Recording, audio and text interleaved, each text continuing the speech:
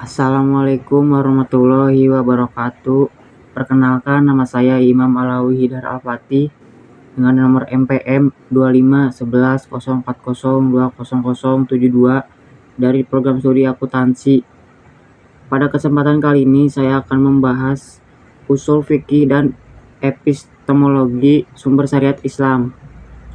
Telaah metodologi, hierarki, pembentukan hukum, dan klasifikasi dalil dalam tradisi jurisprudensi hukum Islam klasik hingga modern. Epistemologi hukum Islam secara harfiah berarti akar atau fondasi. Pemahaman hukum secara metodologis, usul fikih didefinisikan sebagai ilmu yang mempelajari dalil-dalil hukum Islam yang bersifat global. Cara menggunakannya, secara kriteria orang berhak menggunakannya.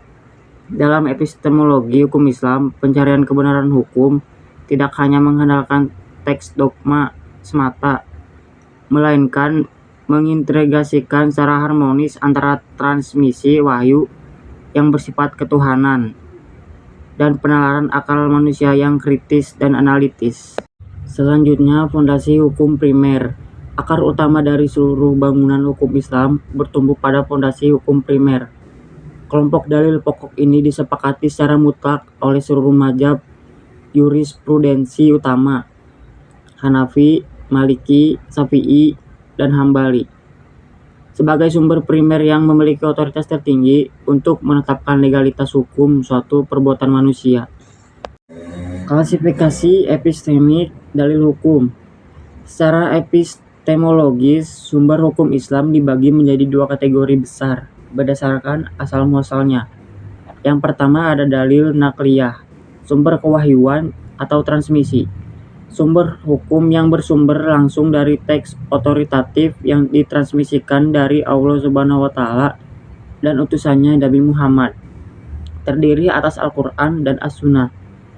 Berperan sebagai teks hulu konstitusional yang kebenarannya bersifat absolut, universal, dan abadi. Yang kedua ada dalil akliyah, sumber rasional intelektual.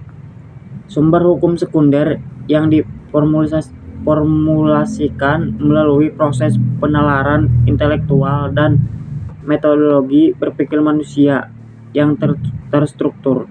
Dipresentasikan utama melalui metodologi analogi logis, kias, serta penalaran kemaslahatan rasional manusia, bersifat dinamis, konstekstual, dan terus berkembang guna menjawab tantangan zaman dan perubahan sosial.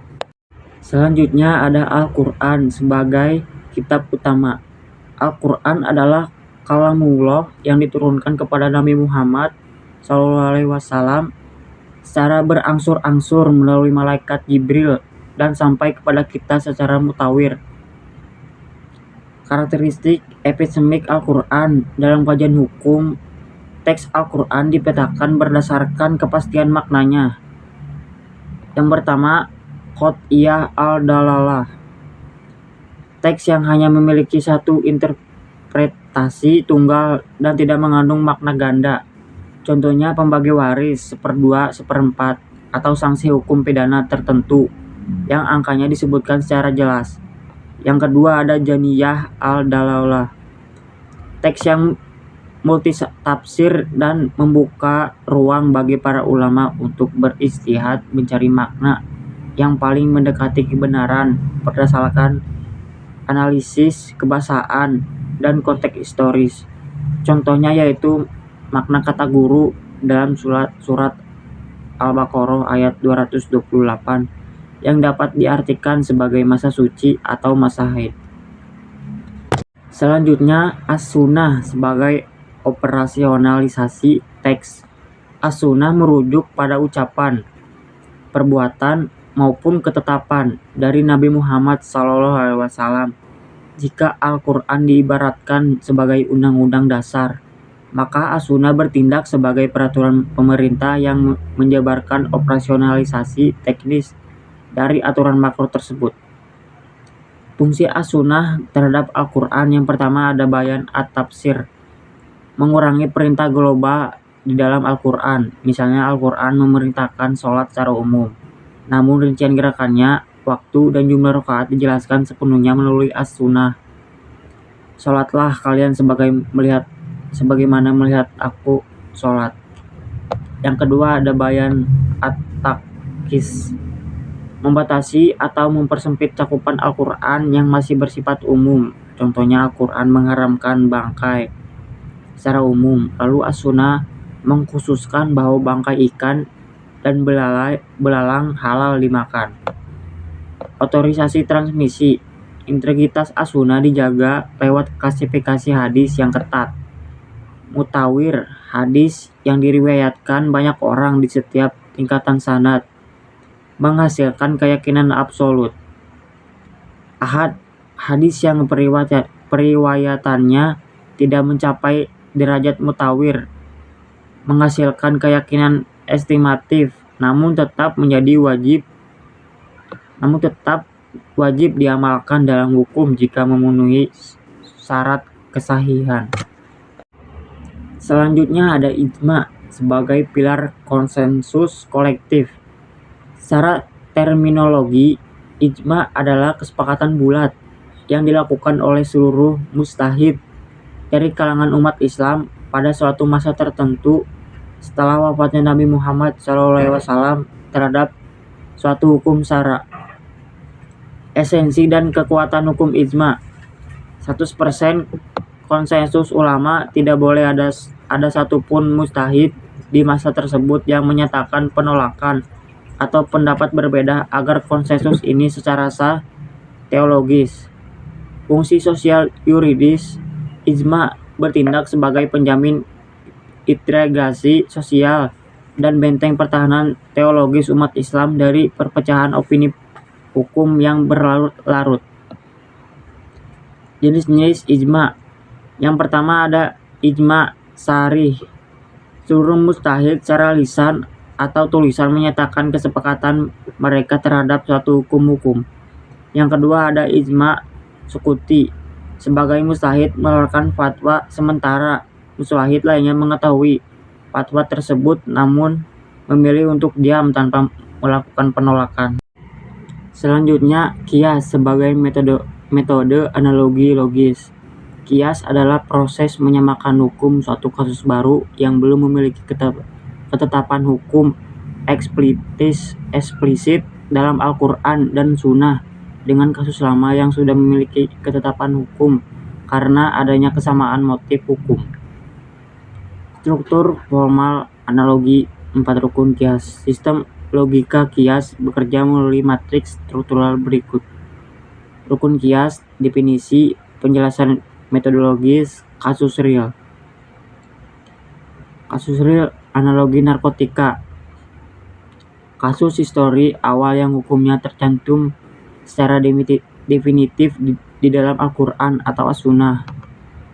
Khamr, minuman beralkohol tradisional dari perasan kurma atau anggur. Kasus kontemporer baru yang belum diatur secara eksplisit oleh teks syariat masa lalu. Narkotika sintetis seperti sabu, pil ekstasi, heroin, dan lain-lain. Ketentuan hukum asal yang melekat pada al-asal yang ingin didelegasikan ke kasus baru. Haram, dilarang keras untuk dikonsumsi. Sifat dasar yang menjadi alasan logis mengapa hukum asal diturunkan. Sifat ini harus ada di kasus baru. Al-iksar, sifat memicu hilangnya kesadaran atau akal sehat. Kesimpulan logis kias, karena narkotika memiliki kesamaan sifat merusak akal sehat seperti khamr, maka hukum narkotika adalah haram. Selanjutnya ada metodologi ijtihad penunjang sekunder. Untuk kasus-kasus kontemporer yang terus bermunculan seiring kompleksitas peradaban manusia, para ulama menggunakan dalil penunjang, adilah istidiyah, untuk merumuskan hukum secara adaptif dan maslahat. Yang pertama, maslahat mursalah. kemaslahatan umum. Menetapkan hukum atas suatu masalah sosial yang tidak ada teks spesifik yang memerintahkannya atau melarangnya, tetapi murni ditujukan untuk mendatangkan manfaat atau menolak kerusakan bagi publik.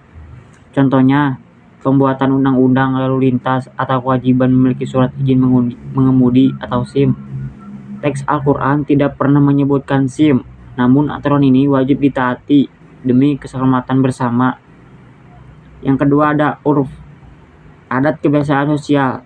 Prinsip adat istiadat, kebiasaan atau konvensi sosial yang berlaku di tengah masyarakat yang dapat dijadikan pijakan hukum dengan syarat tidak bertentangan dengan prinsip mendasar wahyu. Contohnya batasan transaksi jual beli tanpa ucapan lisan, seperti berbelanja di supermarket modern, di mana serah terima barang didasarkan pada kebiasaan pembayaran di kasir tanpa lafal ijab qabul khusus. Yang ketiga ada jariah, prinsip menutup atau melarang suatu perbuatan yang pada dasarnya berstatus boleh, mubah, karena perbuatan tersebut berpotensi sangat kuat mengantarkan pada kerusakan atau kemudaratan yang dilarang. Contohnya melarang penjualan senjata tajam kepada pihak-pihak yang sedang berkonflik atau bertikai, karena transaksi penjualan tersebut diyakini kuat akan memfasilitasi terjadinya pembunuhan massal. Kesimpulannya, yang pertama, sinergi, sempurna wahyu, dan resio. Sistem hukum Islam tidak memisahkan antara wahyu dan akal. Keduanya bersinergi. Wahyu memberikan batas etika absolut, sedangkan rasio menerjemahkan dan mengaplikasikannya secara elastis dalam berbagai realitas kultural. Yang kedua ada sistem hukum yang responsif dan adaptif melalui hierarki hukum, sumber hukum yang tertata rapi, Al-Quran, As-Sunnah, Ijma, Qiyas, serta didukung oleh metodologi penunjang seperti masalah dan urf. Hukum Islam terbukti mampu memformulasikan solusi hukum baru atas persoalan modern, keuangan syariah, bioetika, medis, tata kelola negara, tanpa kehilangan identitas aslinya. Yang ketiga, orientasi utama pada kemaslahatan publik. Seluruh dinamika dan ijtihad dalam usul fikih didedikasikan sepenuhnya untuk mewujudkan keadilan sosial serta menjaga 5 hak mendasar manusia, menjaga agama, menjaga jiwa, menjaga akal, menjaga keturunan, dan menjaga harta. Sekian dari saya. Assalamualaikum warahmatullahi wabarakatuh.